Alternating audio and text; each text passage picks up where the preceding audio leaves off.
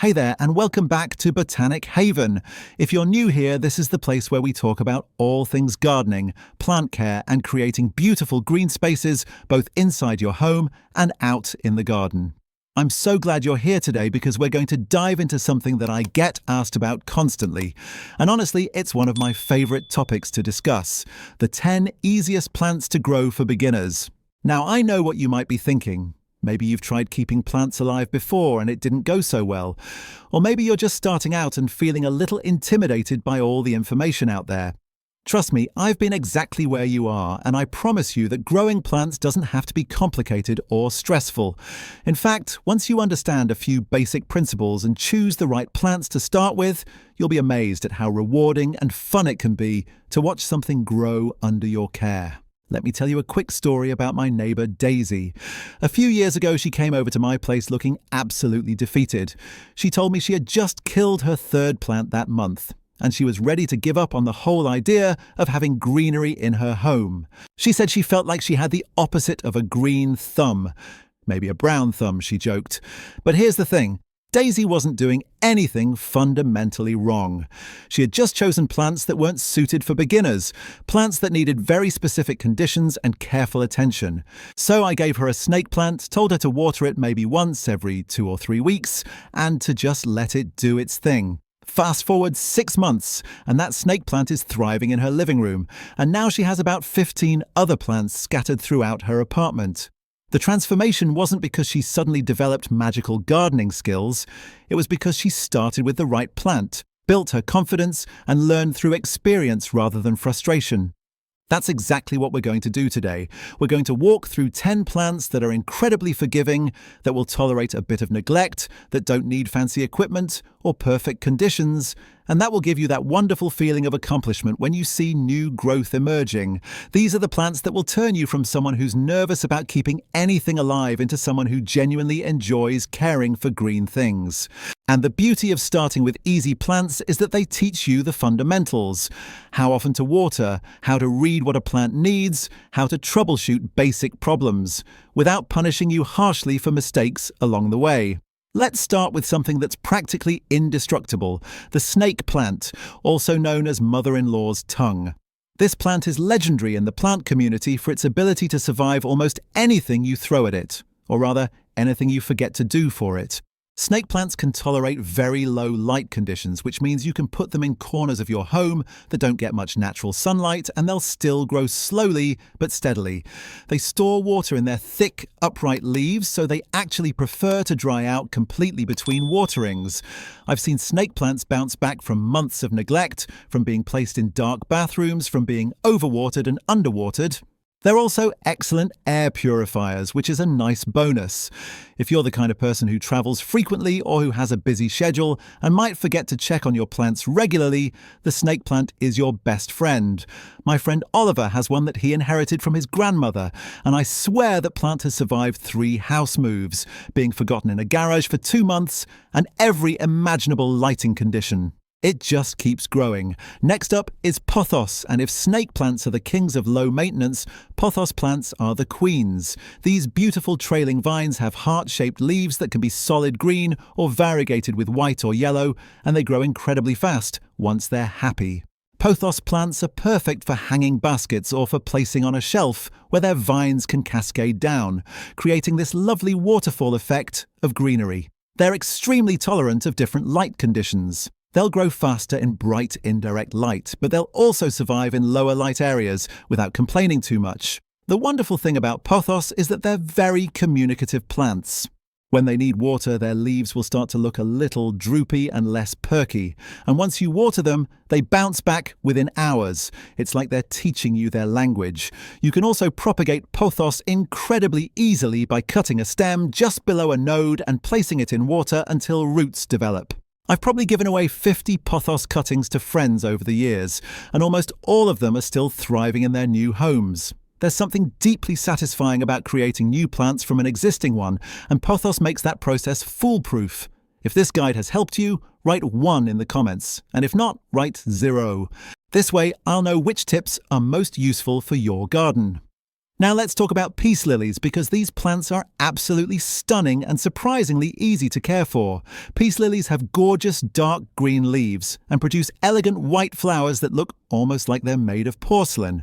They're another plant that's very good at communicating their needs. When they need water, they'll droop dramatically, looking like they're about to give up on life. But give them a good drink and they'll perk right back up within a few hours. It's actually quite remarkable to witness. Peace lilies prefer medium to low light conditions, which makes them perfect for offices or rooms that don't get a lot of direct sunlight. They're also known for their air purifying qualities, removing toxins from the air and improving indoor air quality. One important thing to note is that peace lilies are toxic to pets and humans if ingested, so if you have curious cats or dogs, you'll want to place them somewhere out of reach. My friend Rose has a peace lily that she's kept on her desk at work for years, and it blooms regularly despite being in a windowless office with only fluorescent lighting. That tells you everything you need about how adaptable these plants are.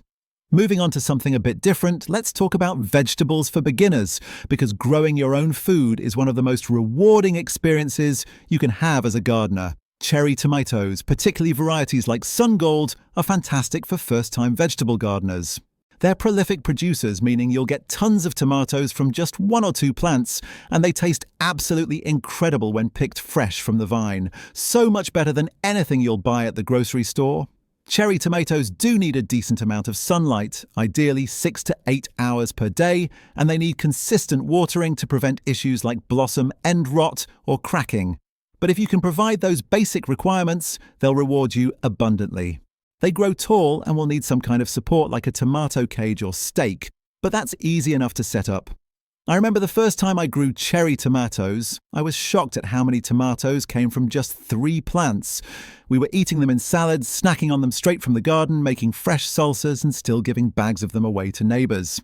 There's something magical about walking out to your garden and picking sun-warmed tomatoes right off the plant. Lettuce is another vegetable that's incredibly easy to grow, especially for beginners who want quick results. Lettuce grows fast. You can often harvest leaves within just a few weeks of planting, and you can use a technique called cut and come again, where you harvest the outer leaves and let the plant continue growing from the center. This means you get multiple harvests from a single plant. Lettuce prefers cooler weather, so it's perfect for spring and fall gardens, and it can even tolerate light frost. You can grow lettuce in containers, in raised beds, or directly in the ground, and it doesn't take up much space. Varieties like black-seeded Simpson are particularly forgiving and will grow well even if conditions aren't perfect. My neighbour Lucas grows lettuce in window boxes on his apartment balcony, and he has fresh salad greens available for months without ever going to the store. He jokes that he's become insufferable about his salads, always pointing out that the lettuce was picked just minutes before we're eating it, but honestly, the difference in flavour and texture is remarkable. Herbs are also wonderful for beginning gardeners, and I have to give a special mention to mint because it's probably the most indestructible herb you'll ever grow. In fact, the challenge with mint isn't getting it to grow. It's containing it because mint spreads aggressively and can take over garden beds if you're not careful. That's why many gardeners grow mint in containers rather than directly in the ground. Mint loves water and doesn't need a lot of direct sunlight, which makes it perfect for those slightly shady spots in your garden or even indoors on a windowsill. You can use fresh mint in teas, cocktails, salads, desserts, and so many other dishes. There are also many varieties of mint to explore: peppermint, spearmint, chocolate mint, apple mint, each with its own unique flavour profile. I grow several types of mint in pots on my patio, and I love being able to walk outside and grab a handful of fresh leaves whenever I need them. The scent alone is worth growing mint, that bright, refreshing aroma that just makes you feel more awake and energized. Zucchini is legendary among gardeners for being almost too easy to grow. There's an old joke that in summer you should lock your car doors in parking lots or someone will fill your backseat with zucchini.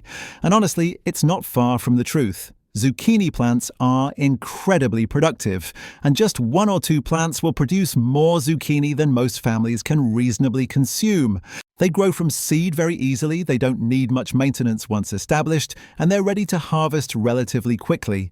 The key with zucchini is to pick them when they're still small to medium-sized, about 6 to 8 inches long, because they'll be more tender and flavorful.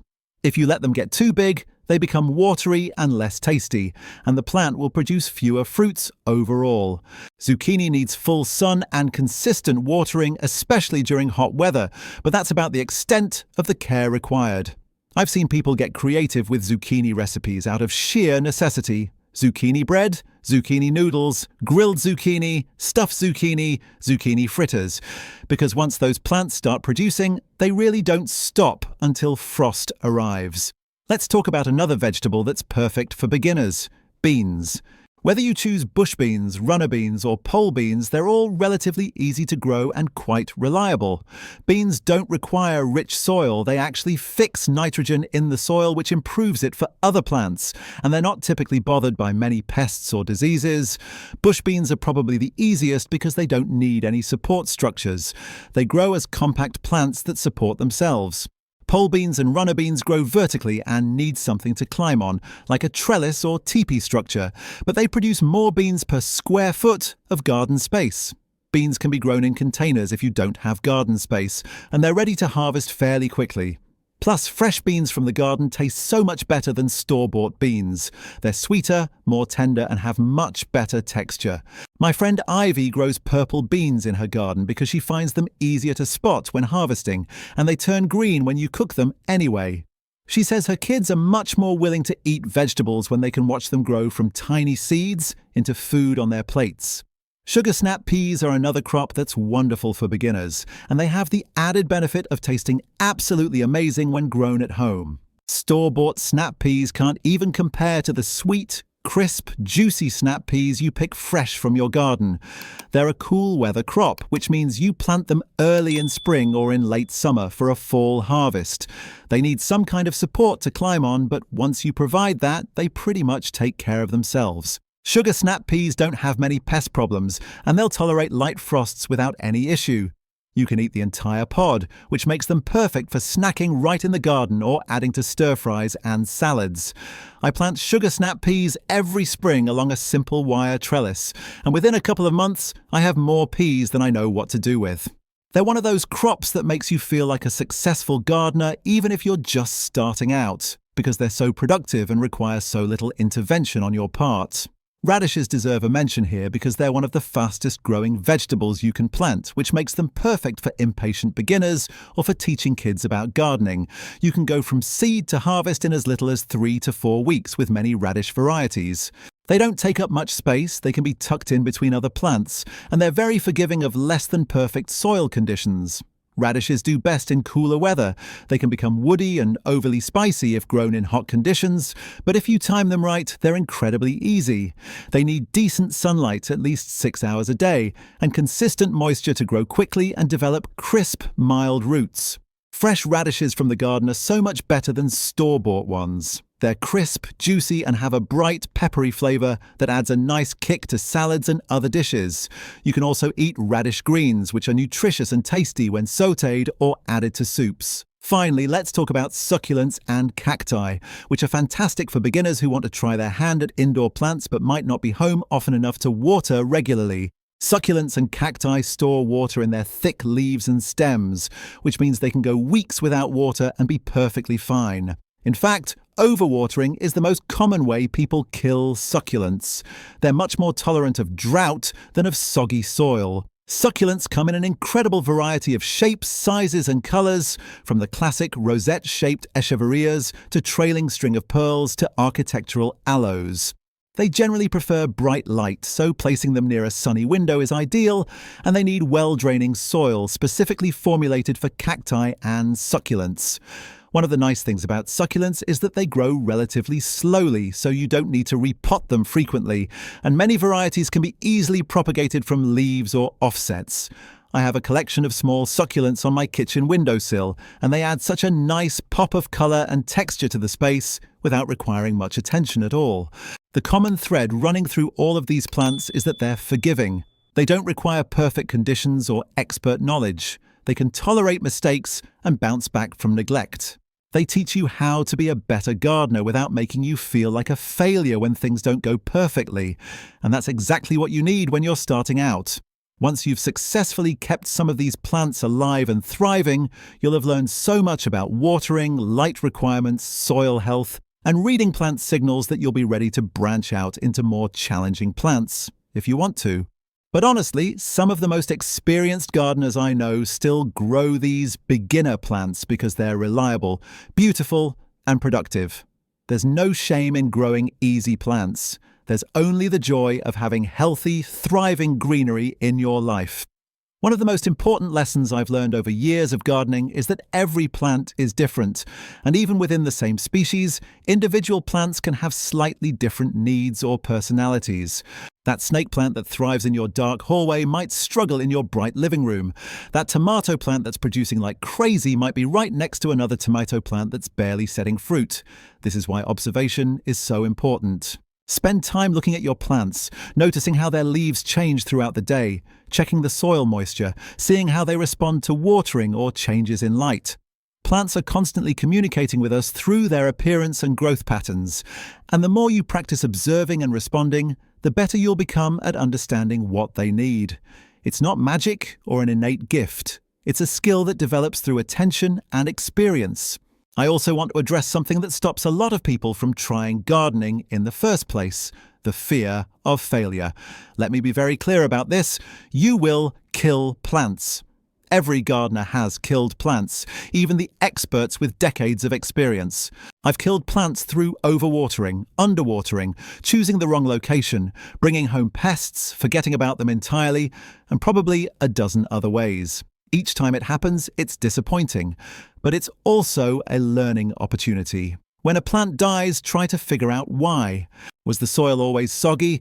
Were the leaves crispy and brown? Were there signs of pests? Understanding what went wrong helps you avoid the same mistake next time. And sometimes plants die for reasons that have nothing to do with your care. Maybe they were already struggling when you bought them. Maybe they were root-bound in their pot. Maybe they had a disease you couldn't see. Gardening isn't about perfection, it's about growth, both for the plants and for yourself. Starting small is another key principle for beginning gardeners. Don't feel like you need to fill your entire home with plants or plant a huge garden right away. Start with 1 or 2 plants that interest you. Get to know them, learn their rhythms and requirements. Once you feel confident caring for those, add another plant or 2. This approach is much more sustainable and much less overwhelming than trying to care for dozens of plants all at once when you're still learning the basics. It also allows you to really observe each plant and develop that intuitive sense of what it needs. Some of the best gardeners I know have relatively small collections of plants that they know intimately and care for attentively, rather than vast collections where individual plants get lost in the shuffle. The environment in your home or garden also plays a huge role in plant success, and it's worth taking some time to assess what you're working with. How much natural light do your rooms get? And at what times of day? Is your home generally humid or dry? What's the temperature like in different seasons? These factors will help you choose plants that are naturally suited to your conditions, which makes everything easier. If you have a bright, sunny windowsill, that's perfect for succulents, herbs, and tomatoes. If you have a room that's naturally quite dim, snake plants, pothos, and peace lilies will be your best options. Matching plants to your environment is much easier than trying to dramatically change your environment to suit plants that aren't naturally compatible with your space. Watering is probably the aspect of plant care that confuses beginners the most, and I get why. There's so much conflicting advice out there. Here's the truth. There's no universal watering schedule that works for all plants. How often you water depends on the plant species, the pot size, the soil type, the temperature, the humidity, and the season. The best approach is to check the soil before watering. For most plants, you want the top inch or 2 of soil to dry out between waterings. Stick your finger into the soil. If it feels moist, don't water. If it feels dry, water thoroughly until water runs out of the drainage holes. For succulents and cacti, let the soil dry out completely. For plants like ferns that prefer consistently moist soil, you'll water more frequently. The key is to water thoroughly when you do water, rather than giving frequent small sips of water. This encourages roots to grow deeper into the soil, which makes plants more resilient. I hope this conversation has given you the confidence and information you need to start your own plant journey, whether that's putting a potted snake plant on your desk, growing fresh herbs on your windowsill, or planting your first vegetable garden in your backyard. Remember that gardening is supposed to be enjoyable, not stressful. Start with these forgiving, easy plants. Be patient with yourself as you learn, and don't be afraid to experiment and make mistakes. Every seed you plant, every cutting you propagate, every harvest you bring in teaches you something new. And before you know it, you'll be the person your friends come to for plant advice, just like Daisy did with me. There's a whole community of plant lovers out there ready to share knowledge, offer encouragement, and celebrate your successes. And here at Botanic Haven, I'm so happy to be part of that community with you. Happy growing, and I'll see you in the next video where we can dive deeper into more specific topics about caring for your green friends and creating those beautiful spaces you've been dreaming about.